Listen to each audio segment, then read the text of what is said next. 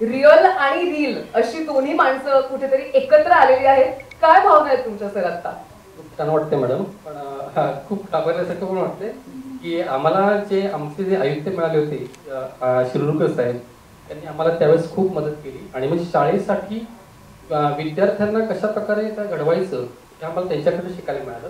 त्यानंतर प्रत्येक विद्यार्थ्याला तुम्ही कशा प्रकारे मोटिवेट करतात, या मोटिवेट करण्यानंतर तो विद्यार्थी नुसता 10वी नापास झाला म्हणून तो शाळा सोडतो आणि संपूर्ण आयुष्यभर तो म्हणजे शिक्षित असतो, पण तो पुढे शिक्षण घेऊ शकत नाही. पुढे तो त्याची स्वतःची वाटचाल करू शकतो. नुसतं 10वी म्हणजे हे नाहीये. पण हेच मला सगळ्या विद्यार्थ्यांना मी मोटिवेट करत असतो की नुसतं 10वी मध्ये नुसतं शिक्षण नाही, कमीत कमी तुम्ही ग्रॅज्युएशन करा, पुढे जा. आणि त्याच्यातूनच त्या सगळ्या विद्यार्थ्यांना एक प्रेरणा मिळत गेली आणि त्यांनी स्वतःचं आयुष्य पुढे घडवत गेले. खरोखर मला त्या सर्व विद्यार्थ्यांचं कौतुक वाटतं की मी त्यांना सगळ्या प्रकारे मदत केली. म्हणजे त्यांना भावनिक म्हणा, त्यांना शाळेत येण्यासाठी म्हणा, कधी उशीर होतो, कधी काय होतं, कधी कामावर असतात.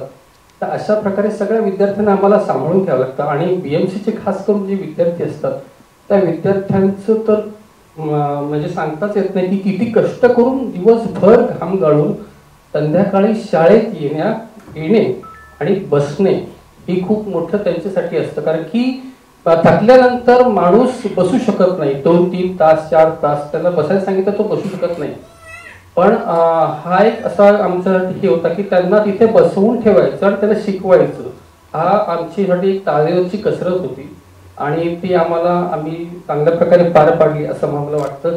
आणि शिरूरकर सरांचे पण खूप खूप आभार की त्यांनी आम्हाला खूप मदत केली त्यावेळेस करतायत आणि अजूनही आम्हाला BMC सपोर्ट करते की आम्हाला खरोखर. मी अजून एक BMCला जर कोणी असा अधिकारी असतील तर मी त्यांना एक विनंती करेन की त्यांनी कृपया BMCच्या विद्यार्थ्यांसाठी एक परिपत्रक काढा आणि त्याद्वारे त्यांना शिक्षण घेण्यासाठी प्रवृत्त करा, हेच मी सांगेन. थँक्यू.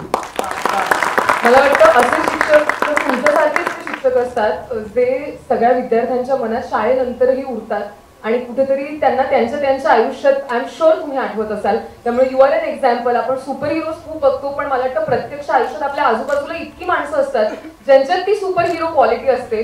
आणि थँक्यू सो मच सर, तुम्ही जे काम करताय त्यासाठी. हो, तुला विचारायला आवडेल की मी मगाशी म्हटलं तसं रिअल लाईफ आणि रील लाईफ इतका इन्स्पिरेशनल माणूस, पण आपण बघतो की किती साधे आहेत.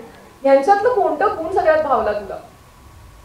एकतर मी स्वतःला भाग्यवान समजतो. असे रिअल लाईफ हिरोज जे आहेत त्यांच्यापैकी एकाचं पात्र मला साकारायला मिळालं. अभिनेत्याची फार इच्छा असते की त्याला वेगवेगळ्या रूपांमध्ये येण्याची संधी मिळाली. त्या निमित्तानं शिवराज आणि आमचे प्रोड्युसर यांचे विशेष आभार मानतो. त्यांनी मला ही संधी दिली. प्रश्न काय विचारला? प्रश्न हाच होता की ह्यांच्यातलं असं काय आहे? मला ऍक्च्युली शिवराजनी भेट आमची घडू दिली नव्हती, पण तो कॉन्शियस कॉल घेतलेला होता त्यांनी.